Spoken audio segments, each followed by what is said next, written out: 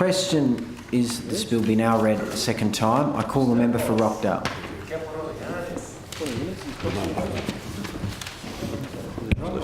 Mr Speaker, I rise to speak in opposition to the Greyhound Racing Prohibition Bill 2016 and express my absolute disappointment with the Baird Grant Government's decision to close down Greyhound racing in New South Wales without fair consultation or process.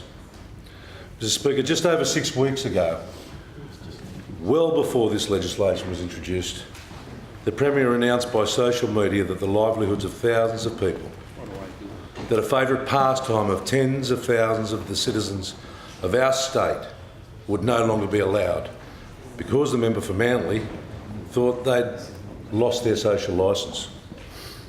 Nice Guy Mike had woken up to consult with his publicly funded social media guru over a chai latte. Perhaps decided that he was receiving a little too much internet backlash over his distaste for late night socialising in the CBD. Unless, of course, you're in the casino, and unilaterally decided that he'd stop another part of our society from having fun. Mr Speaker, this is not just policy on the run, it is a violation of the principles of certainty and due process that underpin the rule of law in New South Wales and Australia. No forewarning, no consultation, not even a briefing to the members of his own government.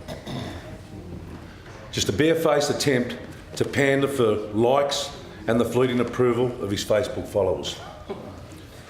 I doubt there could be any clearer display of the Premier's contempt to the junior coalition partner, the National Party, than his lack of willingness to inform them in advance of the decisions coming out of his daily e-focus groups. But to add insult to injury by passing the buck to Deputy Premier Grant to spruik this shutdown to the community after receiving significant backlash from the media and the broader community for once again riding roughshod over the people of New South Wales. Mr Speaker, I believe the Deputy Premier to be a decent person, who takes the trust of the people of Dubbo and surrounds who elected him to this place seriously. I struggle to believe that he honestly believes in his heart that it is fair to his constituents, to the many who depend upon the Dubbo Greyhound fields, to the many more who enjoy them, to close them down at all, let alone without fair warning. It is simply unfair to Deputy Premier Grant to have a hospital pass thrown to him when Nice Guy Mike can no longer cope with being held to account for his decisions. Mr Speaker, I wrote it, mate. Mr Speaker, if the member for Manly wants to build apartments on Wentworth Park, he should just tell us.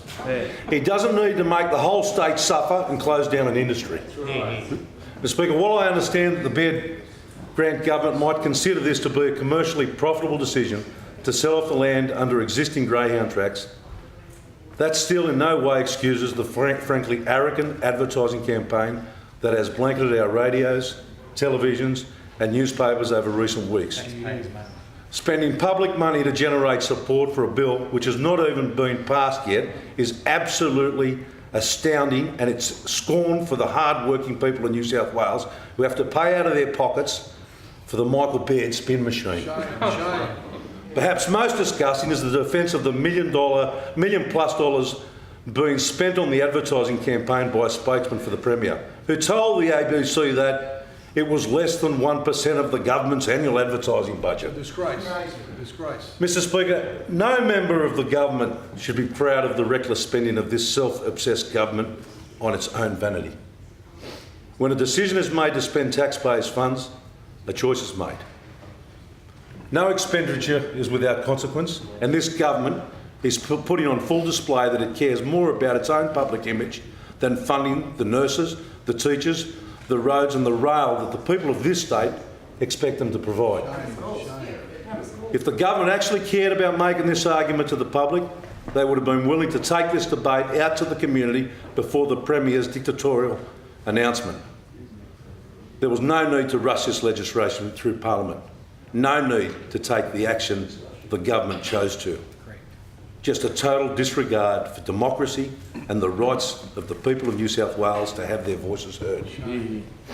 Mr Speaker, imagine how Premier Baird would feel if a government decided to arbitrarily ban something he enjoyed with absolutely no warning or consultation because of problems. Surfing. 100 people tragically drowned in New South Wales waterways last year, but we don't see Premier Baird banning his preferred sport of surfing. Tony Abbott. We know that some people misuse social media, that cyberbullying and so on are ongoing problems, but we don't see this government outlawing Facebook.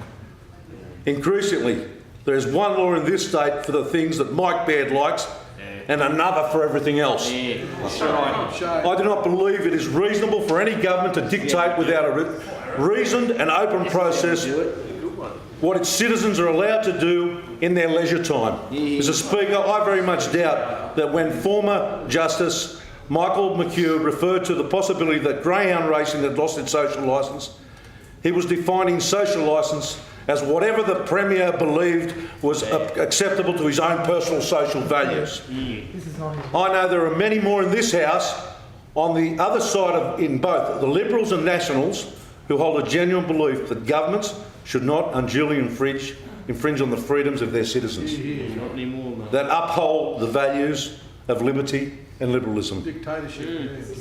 This legislation flies in the face of those values, of the fundamental principles of good and decent government and the rule of law.